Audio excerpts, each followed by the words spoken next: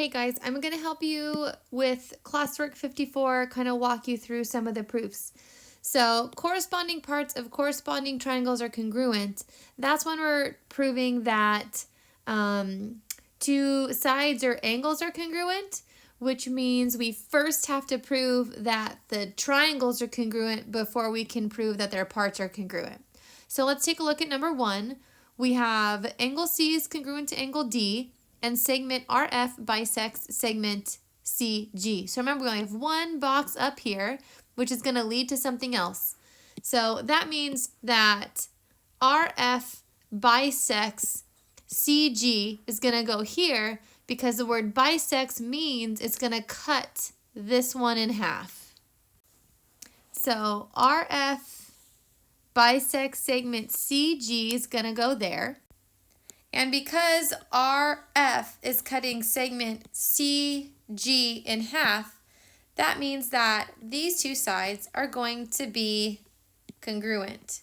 That is the next thing that goes in this box.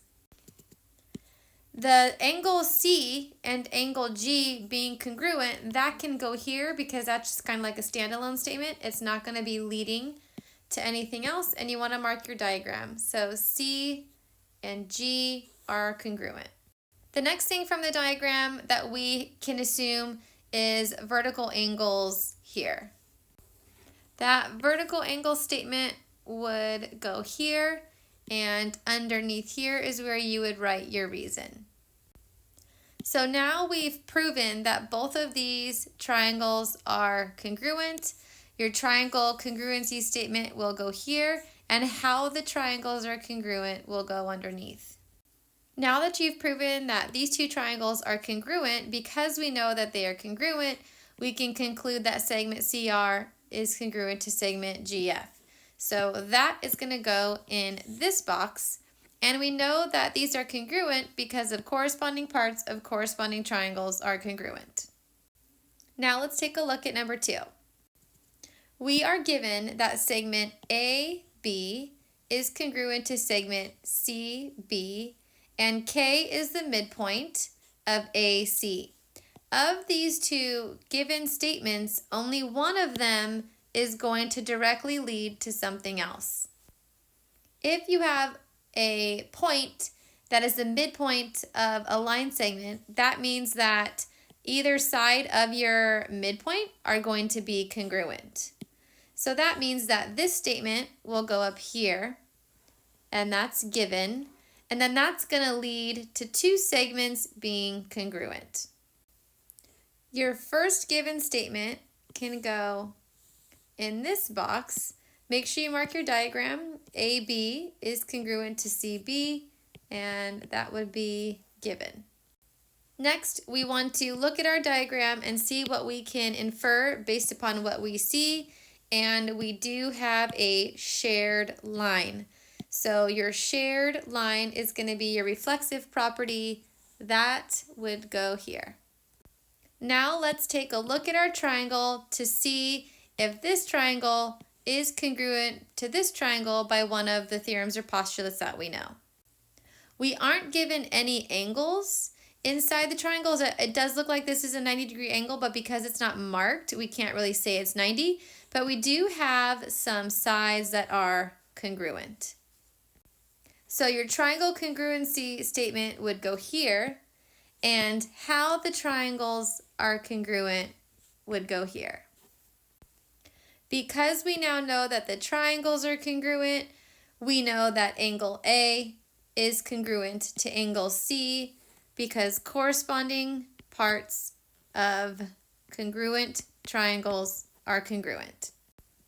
For number 3, again, we have one box up here that's going to lead to something else and two given statements. So of our given statements, we have that angle G is congruent to angle B, and segment LG is parallel to segment VB. Of those two statements, parallel lines is going to lead to what kind of angles? Parallel lines are going to lead to alternate interior angles. So let's first mark our diagram. LG is going to be parallel to VB. So let's mark those with the arrows. And then let's mark our angles. So remember, your angles that are alternate interior are going to be touching the parallel line and in between the transversal. So that means that angle GLV is going to be congruent to angle LVB. So LVB here. The statement where we have angle G is congruent to angle B, that given statement would go here. Always be sure to mark your diagram as you go through the proof. Next, we have a shared side. So the shared side could go in this last box. That one would be the reflexive property of congruence. Go ahead and mark your diagram in the middle. Your triangle congruency statement would come next. So we have triangle BVL is congruent to triangle GLV. And below, you are going to list how you know those triangles are congruent. Now that we know the triangles are congruent, we can say that LB is congruent to segment VG because corresponding parts of congruent triangles are congruent. Make sure you mark your diagram. Number 4 looks a little bit different than ones that we've seen because we have this top box that's leading to a box here and a box here. So we have segment RP bisects angles DRS and angle DPS. So we only have one given statement, so your given statement's going to go here. And because you have the word bisects, that means that this segment, RP, is going to cut in half the angle from here and the angle from here. So angle DRS, you just want to find these letters in your diagram. So here's D, here's R, here's S. So what that means is this larger angle out here is cut in half. So that means you have this angle is congruent to this angle. You can write that statement here. That would be definition of angle bisector. Then we want to find angle DPS. So DPS is here. So that means this angle here is also cut in half. So we're going to take this angle and these two smaller angles also are congruent. So we mark those with 2 arcs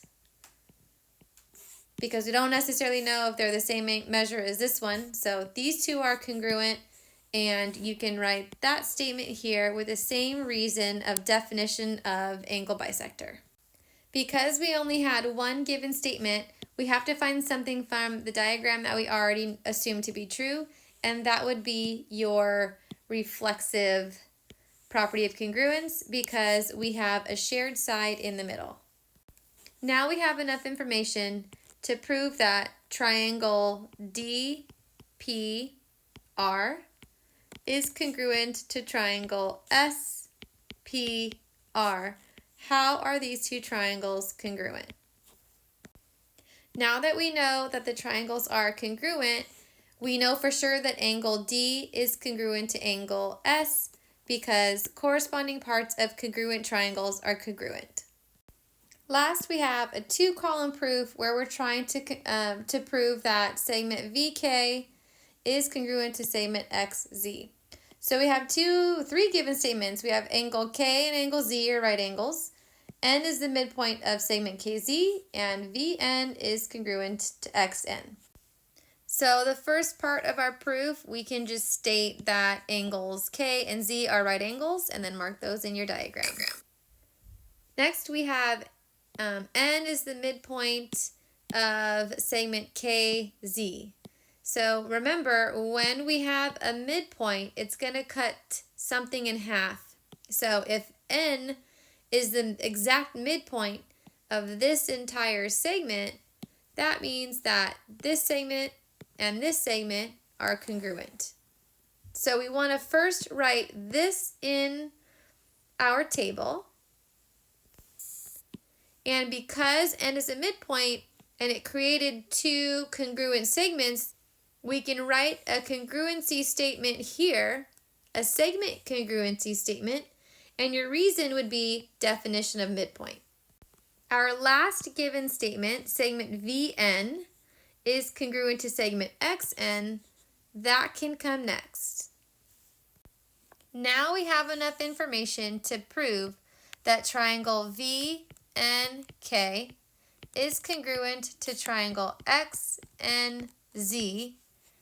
And over here, you would write the theorem or postulate that makes these two triangles congruent. Now that we know the triangles are congruent, we now know that segment VK and segment XZ are congruent because we know that corresponding parts of congruent triangles are congruent. So segment VK is congruent to segment XZ.